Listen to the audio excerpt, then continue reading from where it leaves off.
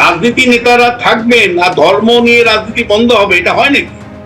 রাজনীতি মানে ধর্ম বিক্রি হয় বাজারে, এবং যে ধর্মের কথা এরা বলে এরা কিন্তু প্রকৃত ধর্মের কথা বলে না, ধারণ করার কথা বলে না, সৎ পথে চলার কথা বলে না, দুর্নীতি মুক্ত সমাজের কথা কখনোই মুখ্যমন্ত্রী মমতা বন্দ্যোপাধ্যায় বা শুভেন্দু অধিকারী বলেন না। ধর্ম বিভাজন করে, হিংসা ছড়ায়, বিদ্বেষ ছড়ায়, তা দিয়ে আমার ভোটের রাজনীতি চলে এবং ভোটের তাওয়া গরম হয়। ফলে এটা চলবে, এটা ভোটের রাজনীতিতে। এখন দেখো, এটা তো অস্বীকার করার উপায় নেই যে পশ্চিমবাংলার অবশ্যই স্বাধীনতার সময় একটা মুসলিম জাতিসত্তার রাজনীতি এবং হিন্দু জাতিসত্তার রাজনীতি কিছুটা আজ ছিল এবং বড় করেই ছিল, আমি মানছি যে পার্টিশন হয়েছিল। তারপরে বিধানচন্দ্র রায়ের মতন মানুষ একটা ধর্মনিরপেক্ষ বাংলা তৈরি করেছিল।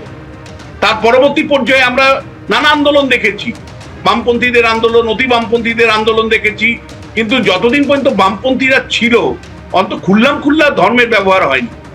আজকে বলতে বাধ্য হচ্ছি, তৃণমূল কংগ্রেস 11 সালে ক্ষমতায় আসার পরে একেবারে সচেতন ভাবে উত্তর দিনাজপুর, মালদা, মুর্শিদাবাদ দখল করবার জন্য মুসলমানদের মন মানে উন্নয়ন না করে সহজে মন জয় করার জন্য ইমাম ভাতা চালু করলো, মুয়াজ্জিন ভাতা চালু করলো, জোর করে কোন রকম সমীক্ষা না করেই ওবিসিতে ঢুকিয়ে দিল।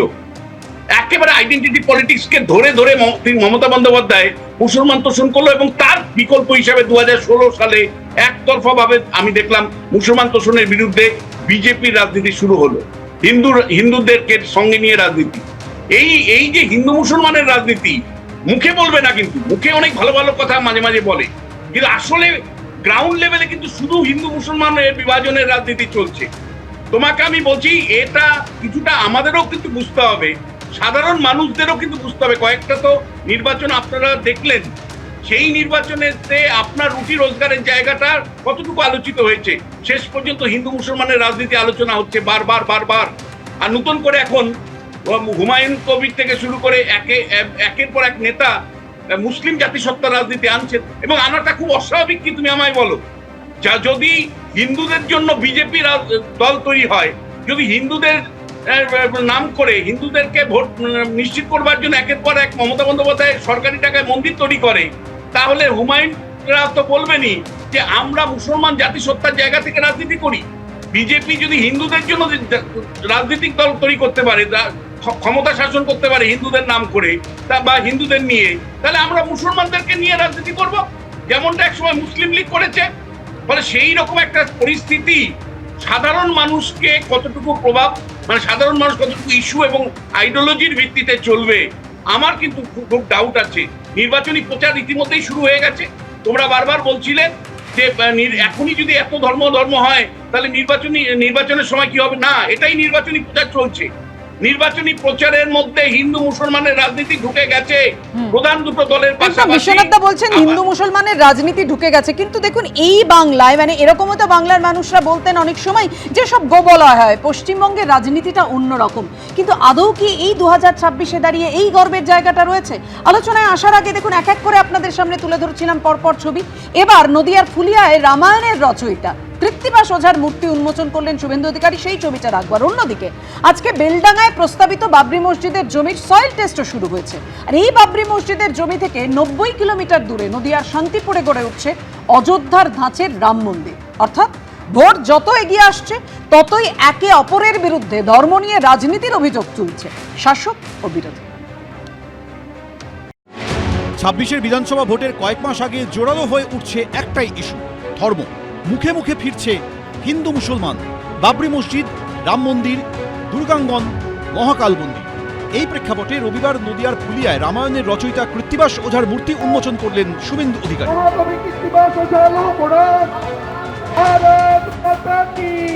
রামায়ণের যিনি অনুবাদক, তার মূর্তি প্রতিষ্ঠা করে তার স্মৃতি বিজড়িত স্থানে দাঁড়িয়ে সনাতনীদের ঐক্যের প্রার্থনা করব।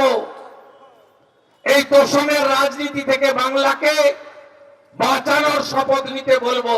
আর ধুলিয়ান নয়, আর শামশেরগঞ্জ নয়, আর মোথাবাড়ি নয়, আর মহেশতলা নয়, আর বেলডাঙ্গা নয়, আমাদের ঐক্যবদ্ধ হওয়ার সময় এসেছে। এখন ইলেকশনের সময় হঠাৎ ধর্মর কথা মনে পড়ে যায়, যে ধর্মকাণ্ডের কথা মনে পড়ে যায়।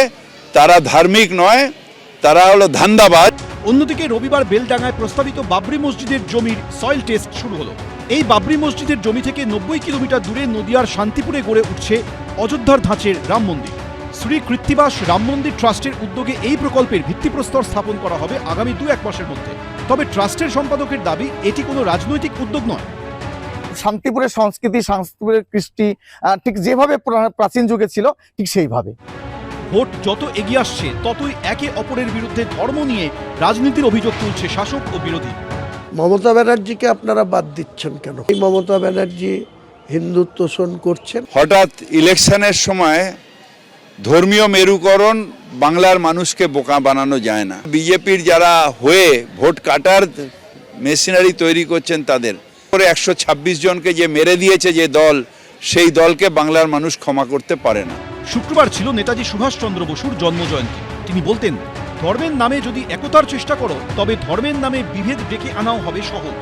কিন্তু তাঁরই পশ্চিমবঙ্গের বুকে কি এখন মন্দির মসজিদের নামেই ভোট টানা সহজ? দীপক ঘোষ, সুজিত মণ্ডল, সত্যজিৎ বৈদ্য, এবিপি আনন্দ। মন্দির মসজিদের নামে ভোটটা নাকি সহজ, এই প্রশ্ন সত্যি আমরা বারবার তুলি। কিন্তু দেখুন, এই যে ধর্মময় রাজনীতি, সেখানে একেবারে যেটা সব থেকে বড় প্রশ্ন, সাধারণ মানুষ যথেষ্ট কনফিউজড এই কারণে, কারণ তাদের যে ইস্যুগুলো সেগুলো তো কোথাও গিয়ে হারিয়ে যাচ্ছে। সেগুলোকে কি সেই হারিয়ে যাওয়ার বা হারিয়ে দিতে যাওয়ার চেষ্টা করা হচ্ছে? অর্ণব, আমি প্রথমে যেটা বলবো সেটা হচ্ছে যে মাননীয় বিরোধী দলনেতা শুভেন্দু অধিকারী তিনি আজকে কৃত্তিবাসী রামায়ণ সনাতনী এই কথাগুলো বললেন। আমার যদ্দূর ধারণা উনি কৃত্তিবাসী রামায়ণটা ভালো করে পড়েননি। তার কারণ কৃত্তিবাসী রামায়ণ আর বাল্মীকি রামায়ণের মধ্যে প্রভূত পার্থক্য রয়েছে। এই গোটা ভারতীয় উপমহাদেশে 178টা রামায়ণ লেখা হয়েছে এবং কৃত্তিবাসী রামায়ণটা লেখা হয়েছিল ভক্তিবাদী আন্দোলনের সময় থেকে। অর্থাৎ যে মধ্যযুগে ভক্তিবাদী আন্দোলন যেটা ডেভেলপ করেছিল বা বিকশিত হয়েছিল, তার চেহারা ছিল অসাম্প্রদায়িক। সেটা ছিল হচ্ছে যারা সমাজের নিচুতর মানুষ, যারা সমাজের অপ্রেস মানুষ, তাদের জন্য লেখা হয়েছে এটা। এবং আপনি যদি কৃত্তিবাসী রামায়ণের সঙ্গে বাল্মীকি রামায়ণের তুলনাটা দেখেন, পরিষ্কার করে দেখবেন যে কৃত্তিবাসের যে রাম, সেই রাম কিন্তু ওই উত্তর ভারতীয় রামের মতো ম্যাসকুলিন নয়, তার চেহারাটা অন্যরকম, তার ওই জঙ্গি চেহারা নেই। এবং এখানে তার মধ্যে প্রচুর নতুন চরিত্র ঢোকানো হয়েছে, প্রচুর নতুন সিকোয়েন্স ঢোকানো হয়েছে। কৃত্তিবাসী রামায়ণ কোনো বিভাজনের কথা বলে না। কৃত্তিবাসী রামায়ণ এমন একটা প্ল্যাটফর্ম যেটা ভক্তিবাদী আন্দোলন বা ভক্তি ধর্ম আন্দোলনের যে বিকাশ হয়েছিল তার প্রেক্ষিতে লেখা। এটা একটা দিক। আর এই যে বারবার করে বলা হচ্ছে যে তৃণমূল কংগ্রেস হচ্ছে ধর্মের রাজনীতি চলে যাচ্ছে বা ধর্মের রাজনীতি করছে, আপনি একটু মনে করিয়ে দেবো পাপিয়া, যখন পপুলিস্ট সরকার হিসেবে এই সরকার এসেছিল 2011 সালে, তারা কিন্তু ইনিশিয়াল থেকে যে জায়গাতে ফোকাস করেছিল সেটা হচ্ছে ডেভেলপমেন্ট এবং সেটা হচ্ছে ওয়েলফেয়ার। সেই ওয়েলফেয়ারের নামে অনেক খারাপ কথা বলা হয়েছে, যে এই দেওয়া হচ্ছে, ভাতা দেওয়া হচ্ছে, এই সমস্ত বলা হয়েছে। কিন্তু একটা মগেল সীমিত সামর্থ্যের মধ্যে, একটা অঙ্গরাজ্য তো তার তো সীমিত ক্ষমতা কম, সেই অঙ্গরাজ্যের মধ্যে দাঁড়িয়ে সে বৃহত্তর সংখ্যক মানুষের কাছে পৌঁছে দেওয়ার জন্য বিভিন্ন রকম প্রকল্প তৈরি করে সেটা পৌঁছানোর চেষ্টা করা হয়েছিল। এখানেই তো আমরা প্রশ্ন তুলছে যে যদি সেই প্রকল্প মানুষের কাছে পৌঁছে গিয়ে থাকে, মানুষ সব সুবিধা পাচ্ছে, তাহলে এই ধর্ম আঁকড়ে এই ধর্মের রাজনীতি করছে কেন তৃণমূল? হচ্ছে এইটা 2014 সালের পর থেকে, বিশেষ করে এই যে নতুন করে যখন বিজেপি সরকার এলো, সেই সময় থেকে এই ফ্যাব্রিকটা চেঞ্জ করবার চেষ্টা চলেছে। এমনভাবে জিনিসটাকে খেলে দেওয়া তৈরি হয়েছে, খেলে দেওয়া হচ্ছে যাতে মানুষকে আরো বেশি করে বিভাজনের রাজনীতিকে নিয়ে যাওয়া যায়। এই যে জায়গাটা দেখেন, তার সঙ্গে সেটা হচ্ছে, এটা বারবার করে বলা হচ্ছে মহাকাল মন্দির বা দীঘাতে যে মন্দির তৈরি করা হয়েছে, বলা হচ্ছে একটি মন্দিরও কিন্তু তার পিছনে কোনো মসজিদ ধ্বংস করার ইতিহাস নেই বা আন্দোলন নেই যে এই মসজিদটা ভেঙে আপনারা এনেছেন এবং এই ধর্মের রাজনীতি আপনারা পশ্চিমবঙ্গে ঢুকিয়েছেন। কিন্তু আমি বলছি, রাম মন্দির কি আদৌ ডিভিডেন্ড দিয়েছিল? দেয়নি তো, ভোটের ফলেই পরিষ্কার হয়ে গিয়েছিল বিজেপিকে। আমি বলি, রাম মন্দিরের বিষয়টা ট্রাস্ট করেছিল, সুপ্রিম কোর্টের নির্দেশে করেছিল। আমি আর ওই বিষয়টার মধ্যে যাচ্ছি না।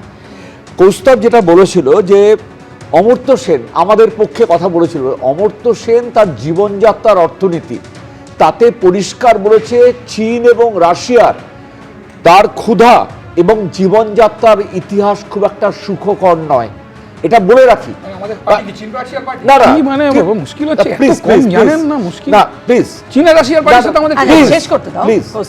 এবার বিষয়টা হচ্ছে যে আমাদের পাসপোর্ট যখন আমরা করতে যাই না, তখন কিন্তু এক্স থেকে জেড সবাইকে যেতে হয়। সুতরাং কোনো ত্রুটি থাকলে তাকে অ্যাপিয়ার করতে হবে সেটা তার আমি পাসপোর্টেও অ্যাডমিট না, কার্ড দেখে, না, পাসপোর্টে অ্যাডমিট কার্ড দেখে, এবার অ্যাডমিট কার্ড অ্যাডমিট কার্ড পরে পরে আমি করার কে ইলেকশন কমিশন আমরা আমাদের প্রশ্ন আমরা সেটা কাগজেই বেরিয়েছে কোথা থেকে জানলো? কাগজেই আপনি বলুন 1 কোটি রোহিঙ্গা কোথায় দেখান, ঘুষপেটিয়া কোথায় দেখান, কি করছে বিএসএফ, অমিত শাহ ডিপার্টমেন্ট কি করছে? প্লিজ কেন ইডি সিবিআই কে নিয়ে টম এন্ড জেরি করছেন? আমি কিন্তু আপনার কেন সঙ্গে তৃণমূলের বলিনি। নেতাদের আমি কিন্তু আপনার arrest সঙ্গে করছেন না? কোস্তাব কোস্তাব এবার শেষ করতে দাও, তোমার প্রশ্ন তুমি রেখেছো। ঠিক আছে, ভাত খাওয়াতাম। আপনারা ক্ষমতায় আপনাদের ক্ষমতা নাটক করছেন, আপনি আর গহ্বর তৃণমূল থেকে, নাটক করছেন। কালো গহ্বর থেকে নাটক করছেন। এই জিনিসটা তৈরি হয়েছে। নাটক করছেন। আপনাদের কালো গহ্বর না, থেকে উঠে এসছে। না, আপনি এসছেন তৃণমূলের গয়া বাংলা। তৃণমূলের গয়া গয়া এসছেন, সিঙ্গুরে আপনি কান্দরও ক্ষমা চান। আন্দোলনটাকে ক্ষমা চান। আপনি মমতার সাথে দাঁড়িয়েছেন, আপনি তারাকে ছাড়িয়েছেন, রাজনাথ সিং এসে স্যান্ডউইচ খাইয়েছিল। একদম দুজনকে থামাচ্ছি। এবিপি আনন্দ, এগিয়ে থাকে, এগিয়ে রাখে।